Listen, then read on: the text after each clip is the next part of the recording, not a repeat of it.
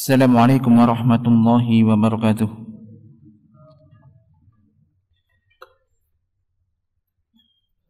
Innal hamdalillah nahmaduhu wa nasta'inuhu wa nastaghfiruh wa na'udzu billahi min shururi anfusina wa sayyiati a'malina may yahdihillahu fala mudilla lahu wa may yudlil fala hadiya lahu. Asyhadu an la ilaha illallah wahdahu la syarika lahu wa asyhadu anna Muhammadan abduhu wa rasuluh sallallahu alaihi wa ala alihi wa ashabihi ajmain.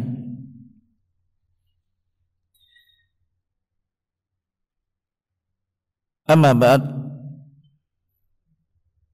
Jemaah sekalian yang dirahmati Allah Subhanahu wa taala, alhamdulillah kita panjatkan puji syukur kehadirat Allah Subhanahu wa taala atas nikmat dan karunia yang telah diberikan oleh Allah Ta'ala kepada kita semuanya. InsyaAllah kita malam ini akan melanjutkan pembahasan kita, masih baca kitab tentang hadis-hadis akhlak, dan masih di dalam bab tentang bermuamalah, yakni dengan keluarga, dengan istri, atau termasuk juga anak-anak. Penekanan kepada ini dengan istri. Bagaimana Rasulullah SAW memberikan contoh di dalam bermuamalah dengan istri. Bagaimana beliau bermuamalah dengan istri-istri beliau. Dan kita di kitab di halaman 288 ya. Qala muallif hafizallahu ta'ala wa nafa'ana bi ulumi bid-daraini amin. Wa kana sallallahu alaihi wasallam yubadiru ila tawjihihinna inda husulil khata'i bi rifqin wa lutfin. Dan adalah beliau Rasulullah sallallahu alaihi wasallam bersegera untuk mengarahkan istri-istri beliau, meluruskan, memberikan nasihat, meluruskan ketika terjadi kesalahan dari mereka. Jadi tidak membiarkan, tetapi segera diingatkan dan diluruskan. Tapi birifkin waludfin, dengan lemah lembut, Dan ini termasuk tugas para kepala rumah tangga, sebagai suami ataupun juga sebagai orang tua. Jadi tidak membiarkannya. Hadis yang pertama terkaitan dengan bab ini. Qala an Aisyah radhiyallahu anha qadima Rasulullah sallallahu alaihi wasallam min safarin wa qad satartu bi kiramin li ala sahwatin li fiha tamathilu falamma ra'ahu Rasulullah sallallahu alaihi wasallam hatakahu wa qala ashaddun nasi adzaban yaumal qiyamati alladina yudahuna bi khalqillah qalat faja'alnahu wisadatan aw wisadataini rawahul Bukhari.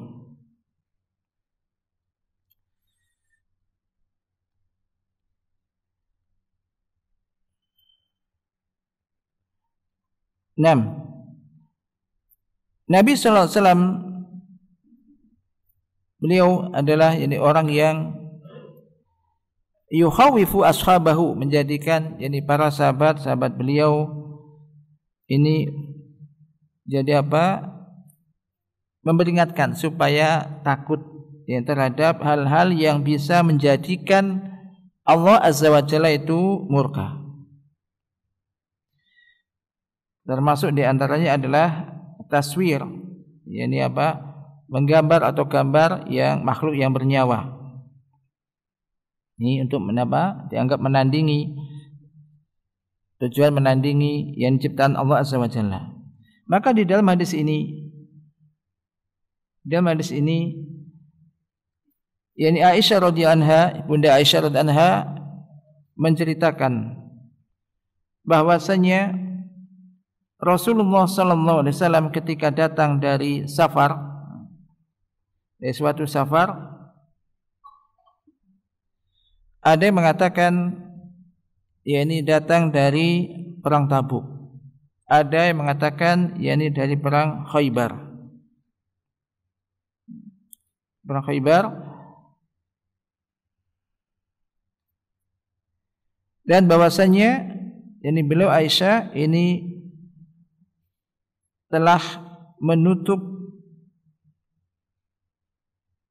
semacam sahwah itu, jadi semacam bisa kamar kecil atau tempat yang kecil atau semacam lemari kecil atau mungkin semacam rak kecil bisa, atau lemari kecil ditutup dengan kain tipis tapi ada gambarnya. Jadi dari Aisyah radhiyallahu anha, Rasulullah ini datang dari safar. Beliau mengatakan, Aisyah mengatakan, dan aku telah menutup yakni apa tadi semacam rak milikku, ada juga mengatakan mungkin celah di dinding atau rak milikku ini aku tutup dengan kain tipis, yang di kain itu ada tamasil, jadi gambar makhluk yang bernyawa. Maka tatkala Rasulullah sallallahu alaihi wasallam melihat hal itu, maka beliau hatakahu, beliau yakni melepasnya.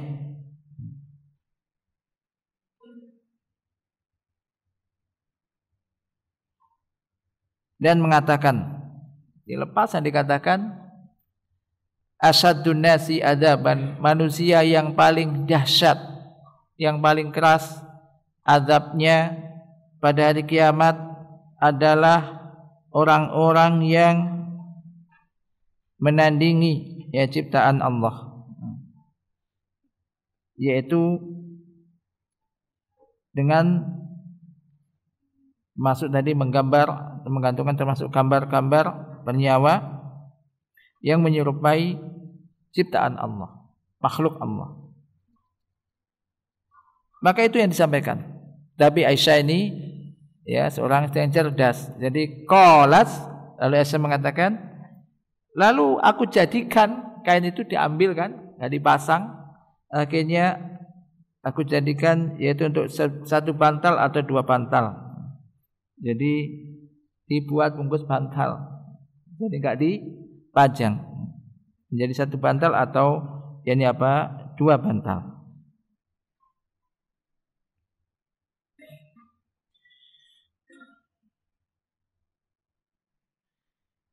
Jadi di sini Ummul Mukminin Aisyah radhiyallahu anha memahami jadi pengingkaran Nabi sallallahu alaihi wasallam. Jadi untuk apa gambar yang bernyawa tadi, yaitu yang terdapat pada satar ya kain yang digunakan untuk menutup, dijadikan satar tadi penutup ya, tutup semacam arak ya, dan semisalnya. Maka ini ketika digantungkan atau ditegakkan, maka ini pengingkaran diingkari oleh beliau. Maka tatkala ini dihinakan, termasuk mungkin dibuat duduk atau termasuk dibuat tidur dan bantal, maka ini jadi apa? Tidak mengapa. Artinya apa? Yang kaitannya dengan syahid di sini bahwasanya seorang suami ketika melihat sesuatu yang dilakukan mungkin oleh istrinya atau mungkin keluarganya yang di situ dilarang oleh Allah, segera diingatkan, tapi dengan lemah lembut. Dan bagus mengingatkan dengan ayat atau dalil hadis. Kalau ini kan Nabi, ini sabda Nabi, ini ada hadisnya. Demikian juga dari sini seorang istri ketika diingatkan suami semacam itu, ya alhamdulillah. Jadi tidak kemudian dibantah. Masa gini enggak boleh gini-gini, enggak. Tapi ternyata ya begini dibimbing seorang kepala rumah tangga membimbingku, anfusakum wa ahlikum nar, jagalah dirimu dan keluargamu dari api neraka. Ini terkait dengan tadi kalimat jadi poin tadi di sini menunjukkan Nabi mengarahkan, tidak membiarkan itu, membimbing, mengajari, bukan pengajaran kepada istri beliau. Ini juga hendaknya yang kita perhatikan. Ya tentunya juga tersirat dari sini juga berarti kita memang juga dituntut seorang kepala rumah tangga ngerti, maka giat jugalah mencari ilmu, ya kan, supaya tahu, terutama dengan hukum-hukum agama kita. Jadi nggak cukup hanya sekedar mencari uang atau mencari nafkah berupa materi, maka jadikan itu bagian daripada aktivitas kita untuk menambah ilmu, sehingga kita bisa mengetahui hukum-hukum tersebut, sehingga ketika keluarga kita, masuk istri kita melakukan sesuatu yang bisa jadi kalau tidak tahu kemudian melakukan sesuatu yang ternyata ada larangan, maka bisa disampaikan. Yang berikutnya hadis yang kedua, an Aisyah radhiyallahu anha qalat,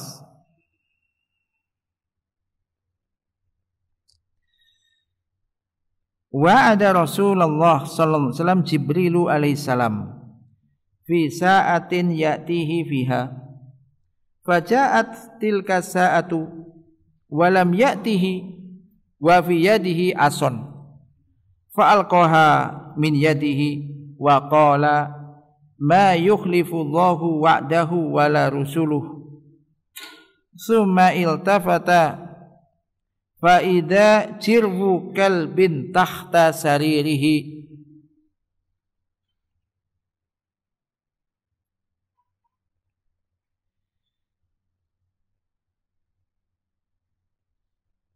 faqala ya Aisyah mata dakhala hadzal kalbu hahuna, faqalat wallahi ma daraitu, fa amara bihi fa ukhrija, faja'a Jibrilu faqala Rasulullah sallallahu alaihi wasallam wa'adtani fajalastu laka falam ta'ti, faqala mana'ani al-kalbu alladhi kana fi baitika, inna la nadkhulu baitan fihi kalbun wala suratun, rawahu Muslim. Dari Aisyah radhiyallahu anha bahwasanya beliau telah berkata, Jibril alaihissalam telah membuat janji, berjanji kepada Rasulullah sallallahu alaihi wasallam,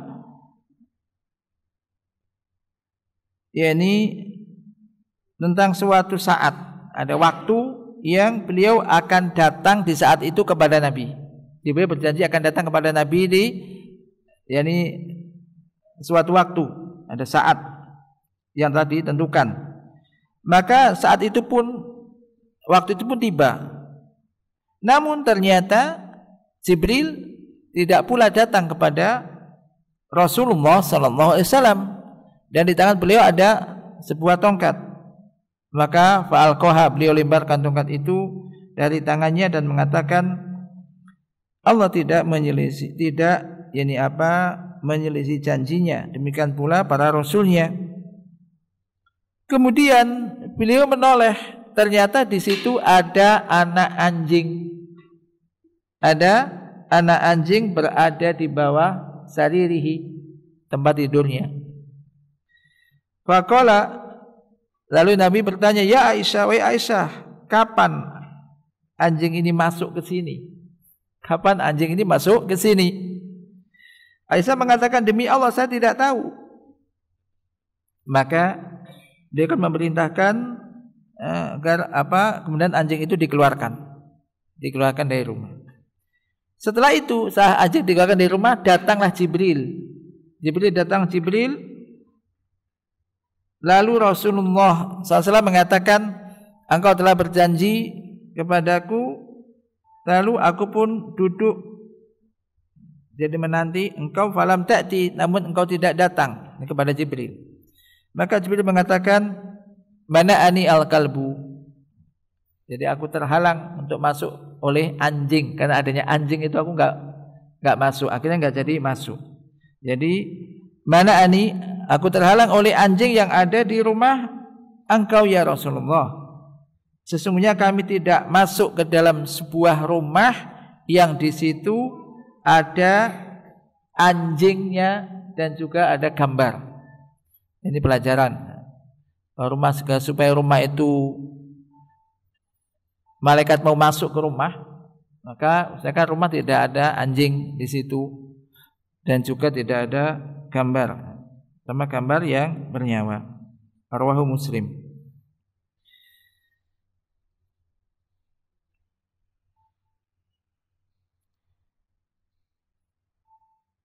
Nah, ini tetap apa yang menjadi pembelajaran sini, yaitu diingatkan. Ini diingatkan, kemudian dicari sebabnya, kemudian begitu mendapat sebab dikeluarkan. Ini tetap diarahkan, ada taujih di sini. Maka ini juga disebutkan dengan bilin, lemah lembut. Artinya tidak juga nggak tahu. Memang Aisyah ditanya, nggak tahu kapan anjing masuk, tidak tahu. Intinya di sini ada menjadi syahid di sini adalah Nabi memberikan taujih, bimbingan ketika terjadi sesuatu hal yang termasuk tadi menjadi penyebab Jibril nggak mau masuk ke rumah beliau. Hadis yang ketiga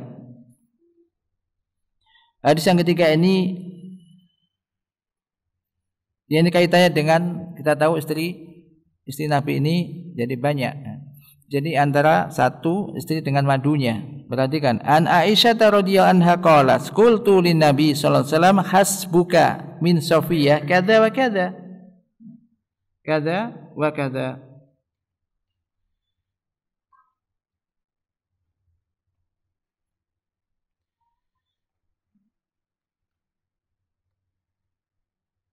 Ta'ni qasiratan. Faqala laqad qulti kalimatan law muzijat bima'il bahr la mazajathu. Rawahu Abu Dawud.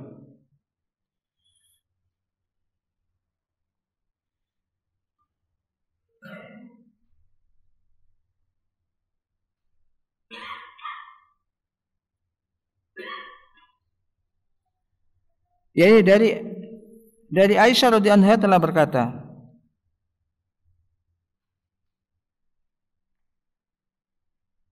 aku pernah berkata kepada Nabi SAW, cukup bagimu Sofia itu demikian-demikian. Ini ngerasani Sofia. Sofia apanya, siapanya Aisyah? Madunya, gitu kan? Ya. Kalau kisah-kisah kemarin sudah kan ada mungkin kecemburuan apa? Madunya dikatakan Sofia itu pendek. Sofia itu maksudnya begitu. Kada wa kada gitu. Ta'ni qasiratan. Yaitu pendek. Faqala, langsung Nabi mengingatkan, sungguh engkau, yakni Aisyah, engkau telah mengucapkan suatu perkataan, kalimat atau perkataan yang seandainya itu dicampurkan ya ke air lautan. Bayangkan air lautan itu kan banyak, air lautan niscaya akan terludahi air lautan itu. Mungkin akan berubah, mungkin warnanya ataupun ya ini aromanya. Yang jelas ini akan terkotori oleh perkataan itu. Ini peringatan.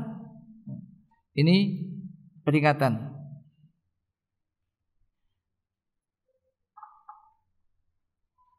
Maka di sini ini peringatan bahwasanya seorang suami ketika seorang termasuk istri, jadi ini mengatakan sesuatu termasuk menggibah, tetap diingatkan. Tapi ingatnya ini kan dikasih dalil, ya kan? Ya, kan ini sabda Nabi ya. Nabi. Jadi ini jadi pengikatannya dengan ditambahkan semacam tadi, kasih dalil nas. Nah, kalau kita ya tadi dalil hadis ataupun ayat. Tapi ini perlu diluruskan. Ini berkaitan dengan ghibah, ini kan ghibah. Tapi memang betul, Masya Allah, ini Nabi ya sabar dengan memberikan dengan lemah lembut. Cukup diberikan perkataan tadi, seandainya kau telah mengatakan suatu ucapan, kalau itu dicampurkan ke air lautan akan menodainya, akan mengotorinya. Berarti ini besarnya dosa tersebut. Hanya ucapan itu aja. Nah, ini juga pelajaran nih bagi suami ya, tadi mengingatkan tidak sama kemudian misalkan ada seorang istri ngomongin orang lain misalkan, ngaji pulang ngomongin tadi gini menggibah ya bang. Kemudian suaminya tambah ikut juga terus nah, misalkan tambah ngajak ngerasain bareng-bareng, ini tambah makan bangke bareng-bareng. Jadi stop aja, nggak ada faedahnya, nggak usah. Termasuk semacam tadi, apalagi terkait dengan ini antara seorang wanita dengan misalkan madunya semacam itu, tapi tetap diingatkan. Nah, ini pembelajaran. Demikian juga pelajaran juga bagi para wanita, para istri.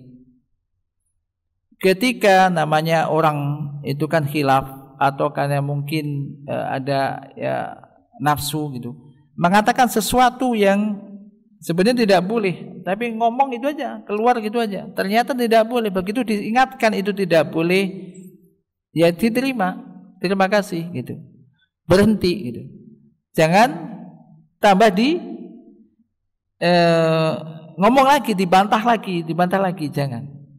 Karena demikianlah seorang wanita muslimah tunduk ketika disampaikan, apalagi sampaikan nas, tunduk. Ya, kemudian ya ditinggalkan. Ternyata itu ada tidak boleh, ketika itu memang tidak boleh. Ini demikianlah hendaknya seorang kita seorang berumah tangga, antara suami istri, antara seorang muslim, muslimah, mukmin, mukminah saling mengingatkan. Dan terutama ini seorang suami ketika mendapati di keluarganya, mungkin istrinya atau mungkin anaknya melakukan hal-hal yang dilarang, termasuk menggibah, ngomong aibnya orang, kejelekan orang, maka segera ditegur dan kemudian dihentikan. Yang berikutnya, hadis berikutnya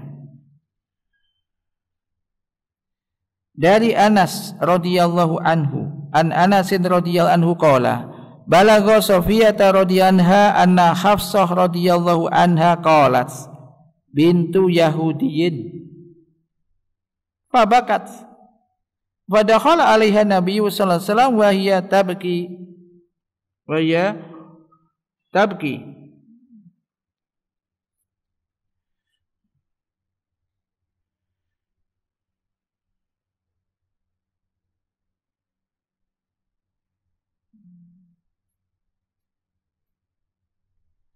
faqala ma yubkiki faqalas li Hafsah inni bintu Yahudiyin faqala Nabi sallallahu alaihi wasallam wa innaki labnatu nabiyyin ay la ibnatu, aslinya labnatu nabiyyin wa inna ammaki la nabiyyun wa innaki la tahta nabiyyin fa fima tafkharu alayki summa qala ittaqillah ya Hafsah rawahu Tirmidzi.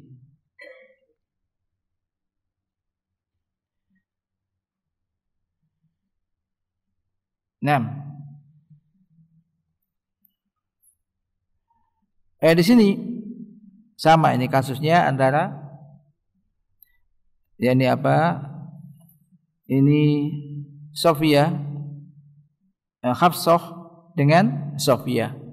Hafsah dan Sofia, madunya Hafsah dengan Sofia.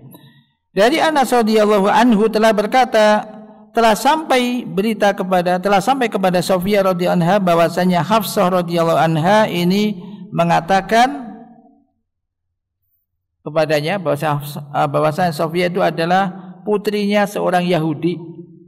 Oh, anak Yahudi. Anak Yahudi, perempuan putrinya Yahudi. Fabakat, maka ia pun nangis. Sofia menangis. Lalu masuklah Nabi SAW ke tempat Sofia. Wahia tabgi. Dan ia menangis, sedang menangis. Ditanya, Nabi bertanya, kenapa engkau menangis? Apa yang menjadikan engkau menangis? Ini wahai Sofia. Maka Sofia menjawab, Hafsah telah berkata kepadaku, ngomong kepadaku, sesungguhnya aku ini adalah putri seorang Yahudi. Faqala Nabiyyu sallallahu alaihi wasallam, lalu Nabi SAW pun mengatakan, dan sesungguhnya engkau sungguh putri seorang nabi. Ya, keturunan seorang nabi. Wa inna ammaki lanabiyyun. Dibesarkan hatinya. Dan sesungguhnya inna ammaki, pamanmu itu ada seorang nabi, dan sesungguhnya engkau benar-benar di bawah seorang nabi karena istri Rasulullah. Fa fi ma tafkharu alayki, maka dalam hal apa mereka membanggakan dirinya, ya siapa nih? Hafsah. Ini atas kamu. Ngolok kamu, aja engkau gitu kan. Summa qala, kemudian Nabi SAW pun bersabda kepada Hafsah, Ittaqillah ya Hafsah, bertakwalah kamu, takutlah kamu kepada Allah ya Hafsah, wahai Hafsah. Rawahu Tirmidzi. Ini juga menunjukkan, ya demikianlah ya, yakni Nabi tidak membiarkan ketika terjadi antara salah satu istrinya dengan istri yang lainnya ini melakukan sesuatu yang dilarang, bertentangan, diingatkan. Satunya yang sedih tadi diolok,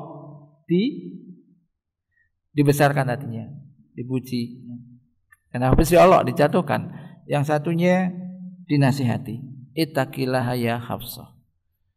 Maka demikianlah juga ketika mungkin di antara istri-istri kita melakukan hal-hal yang tadi kurang tepat, maka tetap diingatkan. Dan demikianlah indahnya. Maka ini juga menunjukkan, maka seorang suami yang faham tentang masalah agamanya, bagus, yakni akhlaknya, ini penting. Jadi enggak hanya sekedar pintar untuk cari uang, tapi juga bisa membimbing seorang istri, seorang wanita. Ini ketika mendapati seorang wanita memiliki suami yang demikian, maka jangan dibenci. Ya suami kok cerewet, sedikit-sedikit ngomongin, gak boleh ini, gak boleh ini. Kalau itu memang membimbing kita, mengajak Anda wahai para wanita kepada ajaran yang benar, mengingatkan dari hal-hal yang tidak boleh, maka bersyukurlah. Maka ini suatu ya karunia. Maka bersyukur kepada Allah telah diberi seorang suami yang bisa membimbing Anda, bisa mengingatkan Anda, meluruskan ketika bengkok. Maka ini suatu kenikmatan. Yang berikutnya, wa kana sallallahu alaihi wasallam yata'ahaduhunna bitta'limi wal khassi ala dzikri wal ibadah, dan adalah Nabi sallallahu alaihi wasallam ini juga memberikan pengajaran dan juga dorongan motivasi kepada istri-istri beliau untuk senantiasa berzikir dan juga untuk beribadah kepada Allah Subhanahu wa taala.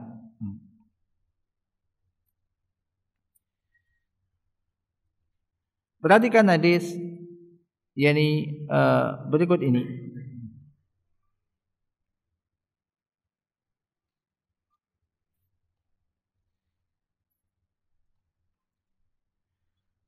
An Aisyah radhiyallahu anha qalat, kana Rasulullah sallallahu alaihi wasallam idza dakhala al-asru ahya laila wa aiqadha ahlahu wa jadda wa shadda al-mi'zara, muttafaqun alaih.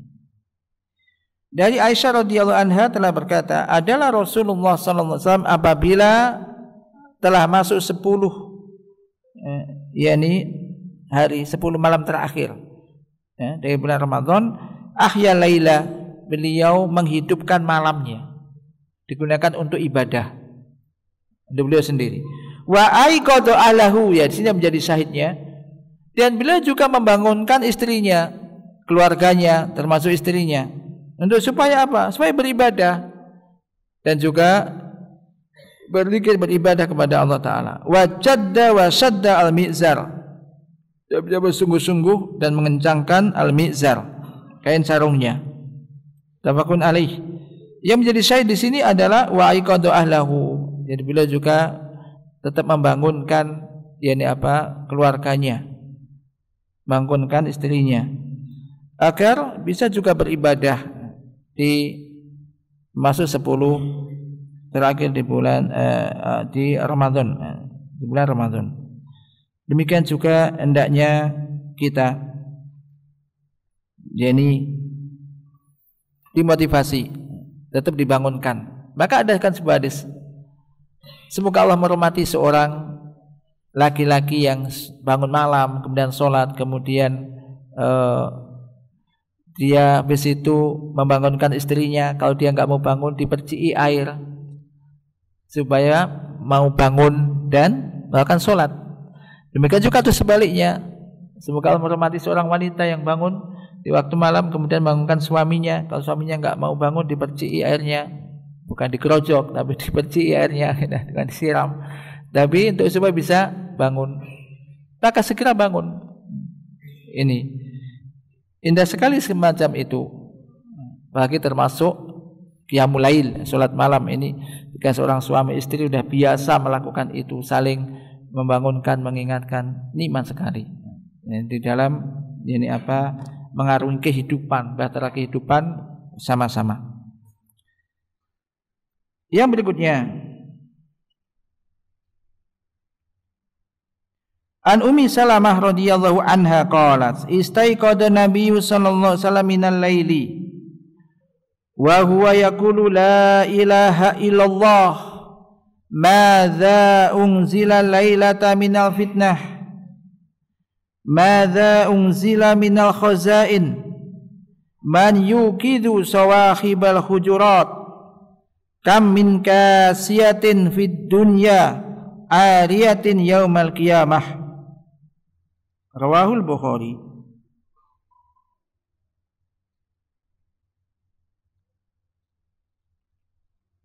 Dari Ummu Salamah radhiyallahu anha telah berkata,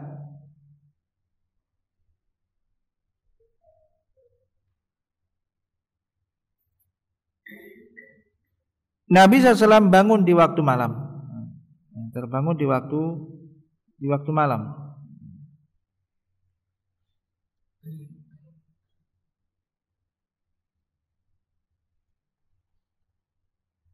Wa huwa yaqul, dan beliau jadi mengucapkan la ilaha illallah.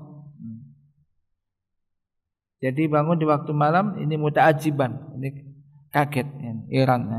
Kemudian mengucapkan la ilaha illallah. Madza unzila lailah minal fitnah. Ai madza qudira ayyakuna biha. Yaitu apa yang diturunkan di malam itu minal fitnah, dari fitnah, yaitu ujian, cobaan. Madza unzila minal khazain. Apa yang diturunkan minal khazain, yaitu khazain ini khazain itu u'tiyah, pemberian. Ada juga yang dimaksudkan menafsir dengan rahmah yang diturunkan. Disebutkan dengan khazain, khazina ini karena banyaknya rahmah atau pemberian. Bagaimana qala ta'ala qul law antum tamlikuna khazaina rahmati rabbi. Kemudian dimaksud fitnah ini itu azab. Diungkapkan dengan hal itu karena fitnah ini merupakan sebab-sebab yang bisa menggiring seorang menuju ke situ. Kemudian man yuqidu sawahiba man yuqidu sawahiba al-hujurat.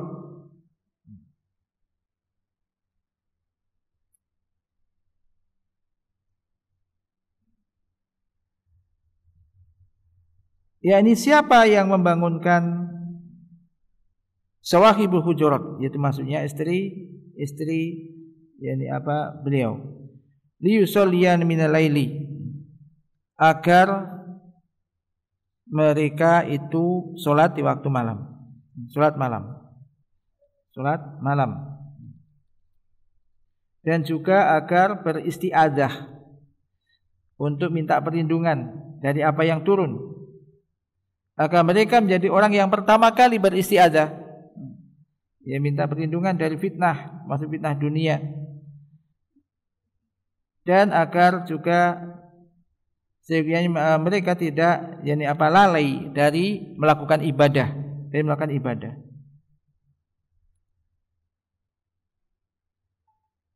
sehingga hanya bertumpu kepada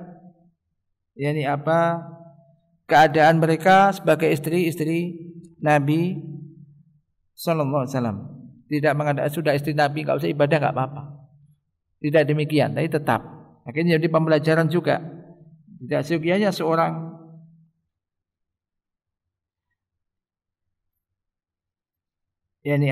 mengandalkan keluarganya atau suaminya. Maka di sini juga pelajaran sekali lagi, entah itu istrinya guru, pengajar, ustaz dan semisalnya, kemudian tambah tidak ibadah karena sudah merasa aman. Tidak demikian. Ini istrinya Nabi, ini juga dibangunkan bagaimana 10 hadis sebelumnya di waktu malam. Jadi ketika ada fitnah, azab, maka supaya bangun berlindung kepada Allah dari azab dunia dan juga untuk melakukan ibadah kepada Allah Subhanahu wa taala. Kemudian beliau bersabda mengingatkan yakni para wanita, para istri-istri beliau dan juga para wanita secara umum. Kam min kasiyatin fid dunya 'ariyatin yaumal qiyamah. Rawahul Bukhari. Ini peringatan dari tabarruj, ya, bersolek dan semisalnya. Ya, sini berapa banyak wanita yang berpakaian di dunia tetapi telanjang pada hari kiamat. Berapa banyak wanita yang berpakaian di dunia namun telanjang pada hari kiamat.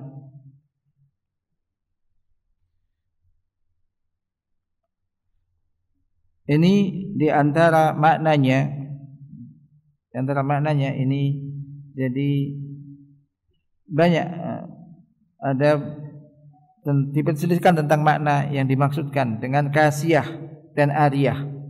Kasiyah secara bahasa ya berpakaian, ariyah tidak berpakaian atau telanjang. Ada yang menyebutkan, ya salah satunya ada menyebutkan kasiyatun bisyabi lakinnaha saffafatun la tasturu aurataha, yaitu mereka berpakaian dengan pakaian tetapi pakaian yang sangat tipis, tidak menutup auratnya, tembus pandang. Jadi sama saja kulitnya kelihatan dan semacam itu, berpakaian tapi telanjang. Maka dia pun akan mendapat hukuman di akhirat, ya dengan telanjang sebagai balasan atas hal itu. Yang kedua ada juga memberikan menafsir dengan makna kasiyatun fid dunya bisyabi liwujuhil ghina ariyatun fil akhirah minas sawab li adamil amali sholih fid dunya. Di dunia dia berpakaian, yaitu dengan pakaian karena dia diberi kemampuan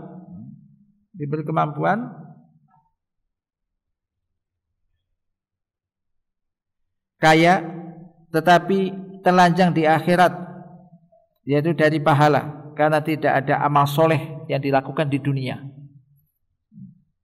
Yang ketiga, yakni kasiyatun mini amilah, berpakaian dari nikmat-nikmat Allah namun telanjang, yakni dari syukur yang yang tampak buahnya di akhirat, yaitu dengan adanya pahala. Yang keempat, ada kasiyatun jasadaha, dia menutup, yakni berpakaian menutupi jasadnya, akan tetapi tasuddu khimaroha min waro'iha fayabdu sadruha wa tasiru ariyah. Namun yakni apa, tasuddu khimaroha min waro'iha fayabdu sadruha, namun tampak juga bagian yakni apa, dadanya, sehingga menjadi telanjang, sehingga taat dihukum di akhirat yakni dengan yakni apa, tidak berpakaian. Tapi kita adzan sejenak, kemudian nanti kita lanjutkan sedikit. Bismillah, alhamdulillah, wassalatu wassalamu ala rasulillah. Kita lanjutkan sedikit ya.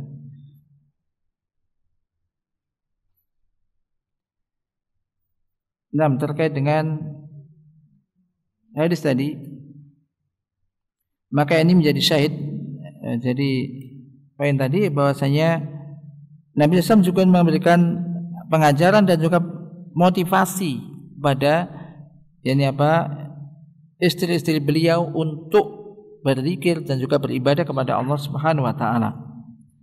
Termasuk juga di dalam hadis tadi terdapat yakni apa, alamatun min alamati nubuwah, tanda di antara tanda-tanda kenabian sallallahu alaihi wasallam.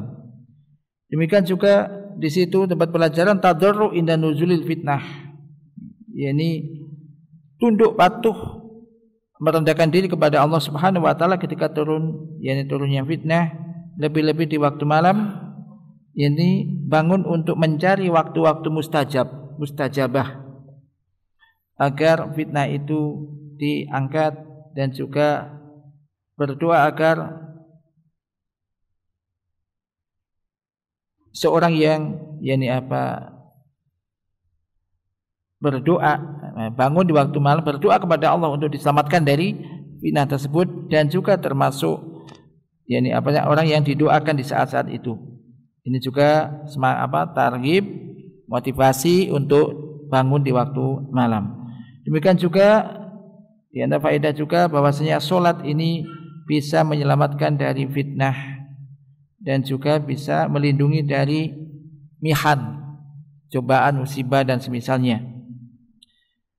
Termasuk juga di situ dapat tahdzir min nisyani syukril mun'im, peringatan jangan sampai lalai lupa, ini dari bersyukur kepada zat yang memberikan kenikmatan kepada Allah Ta'ala, dan juga tidak bersandar dan mengandalkan kemuliaan suami, sehingga tidak beribadah, hanya mengandalkan kesolehan suaminya. Maka ini tidaklah yakni apa, berfaedah, karena masing-masing nanti akan dihisab sesuai dengan amal masing-masing.